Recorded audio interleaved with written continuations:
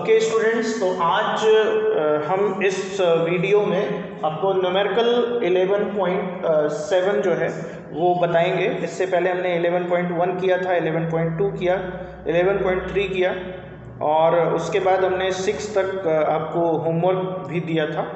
ठीक है, तो इसमें देखिए क्वेश्चन मैं पढ़ता हूँ। क्वेश्चन है कि a large steel is to be fitted on to a shaft of same material at 27 degree Celsius. तो यहाँ पर हमने T1 जो है 27 डिग्री सेल्सियस लिख लिया। इसमें ये कह रहा है कि एक स्टील की व्हील है जो कि एक शाफ्ट पर जो है फिट की जाती है, ठीक, और 27 डिग्री सेल्सियस पर the outer diameter of shaft is 8.70 centimetre. तो हमने D1 8.70 सेंटीमीटर लिख लिया। And the diameter of the central hole in the wheel is 8.69 centimetre. तो हमने D2 लिख लिया 8.69 सेंटीमीटर, जो कि इंटरनल, यानी अगर मैं व्हील की बात करूँ तो एक आउटर और एक इनर। तो ये जो आउटर जो है रेडियस और इनर रेडियस, ये दोनों यहाँ पर दिए हुए हैं। ठीक है, अब यहाँ पर देखिए जो है the shaft is cooled using dry ice.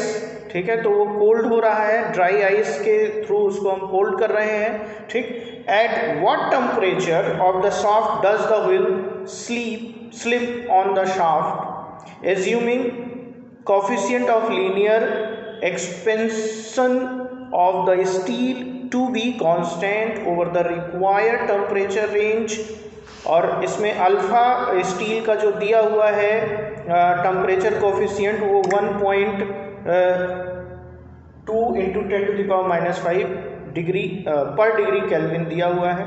तो यहाँ पर हम देखिए इसमें हम क्या कर रहे हैं, सबसे पहले हम फार्मूला लगा देंगे। और फार्मूला सबसे पहले हम क्या लिखेंगे, जैसे हम फार्मूला हमारा एक्सपेंसिविटी का जो फार्मूला था, हमने लीनियर एक्सपेंशन का जो फार्मूला था उसको हमने लिखा था। तो लीनियर एक्सपेंशन का फार्मूला जो है क्या था, स्ट्रेन रेशियो होता है, ये strain to the change in temperature, strain to the change in temperature, ये इसका जो है फार्मूला होता है। तो हमने यहाँ पर delta D is equal to D1 alpha T2 minus T1, ये फार्मूला हमने यहाँ पर लिखा। और उस फार्मूले पर हम वैल्यू पुट करेंगे और फिर T2 की इसमें वैल्यू फाइंड आउट करेंगे कि कितना होगा। ठीक है, तो सबसे पहले हम क्या करते हैं, हमने वैल्यू पुट करा D2 minus D1, that is delta D. ठीक है, तो डेल्टा डी 8.69 माइनस 8.70। ठीक है, ये हमने जो है ये वैल्यू पुट करी। अब देखिए इसमें क्या कर रहे हैं, हम यहाँ से इसको सब्ट्रैक्ट करेंगे। तो this is 1 and here is 0.0, that is minus 0.01, ये माइनस में आया। ठीक है, is equal to 8.70 multiplied by 1.20 into 10⁻⁵ multiplied by T2 minus 27। ठीक है, ये हम यहाँ पर हम इसको लिख रहे हैं। ठीक है, अब जो है इसको हम कैसे लिखेंगे, फिर T2 की वैल्यू हमको निकालना है। तो T2 इज इक्वल टू क्या हो जाएगा, देखिए T2 इज इक्वल टू ये सारे इसके माइनस 0.01 डिवाइडेड बाई 8.70। ठीक है, मल्टीप्लाइड बाई 1.20 इंटू 10⁻⁵। ठीक है, अच्छा अब एक चीज़ यहाँ पर देखिए, ये तो इधर आ गया और T2 हमने यहाँ पर लिख दिया है, तो ये जो ये इधर जाएगा तो प्लस हो जाएगा। ठीक है, तो ये जब प्लस होगा तो, और ये ऑलरेडी यहाँ माइनस है, तो यहाँ पर क्या हो जाएगा +27। ठीक है, अब ये जो वैल्यू आएगी वो कैलकुलेट करेंगे आप लोग और इसका आंसर मुझे बताएंगे। ठीक है, इसकी वैल्यू आप कैलकुलेट करेंगे और कैलकुलेट करके इसका आंसर आप मुझे बताएंगे।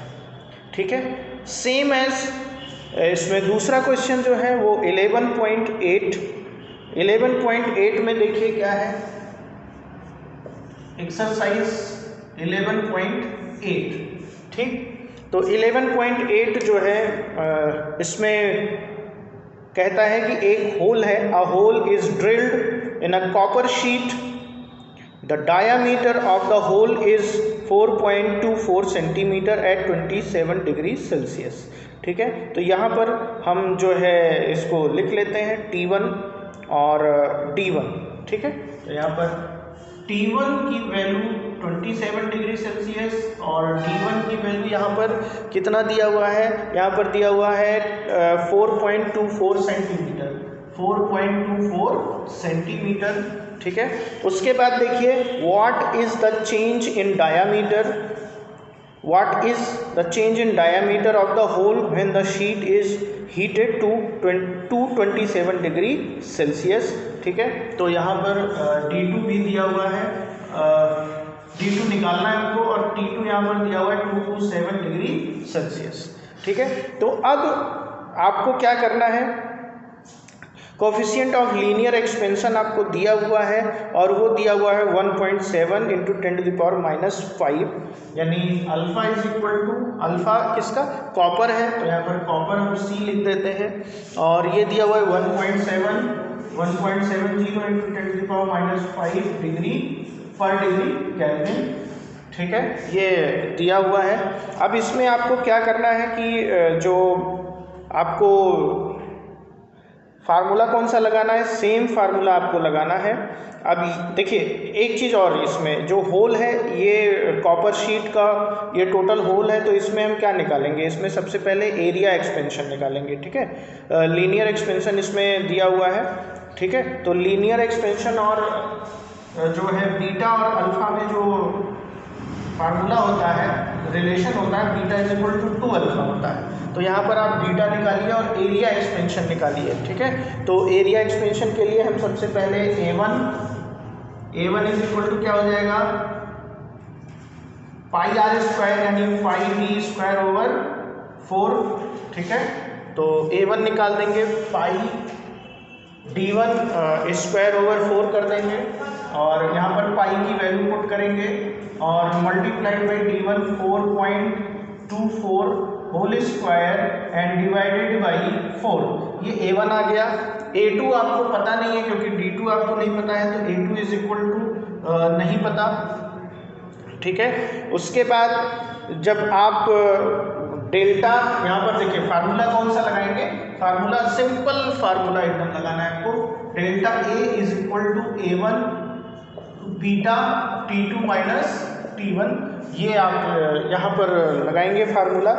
ठीक, और जैसे ही आप ये फार्मूला यहाँ पर अप्लाई करेंगे तो आपका जो फार्मूला है एरिया एक्सपेंशन का वो इस तरह से, तो यहाँ पर देखिए जो फार्मूला, आप इस फार्मूले को अप्लाई करेंगे और जो आपका आंसर आएगा उसको आप बताएंगे।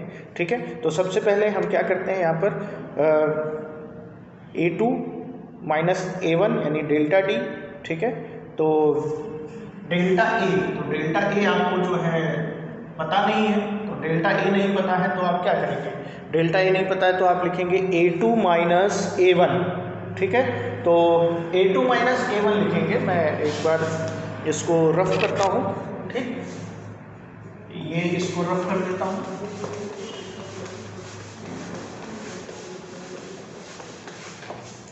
ठीक है, तो A2 माइनस A1 लिखेंगे, तो A2 minus A1 is equal to A1 beta T2 minus T1, तो A1 उधर चला जाएगा तो A2 is equal to A1 common हो जाएगा, A1 plus A1 beta T2 minus T1, formula बनेगा A2 is equal to A1 common 1 plus beta T2 minus T1।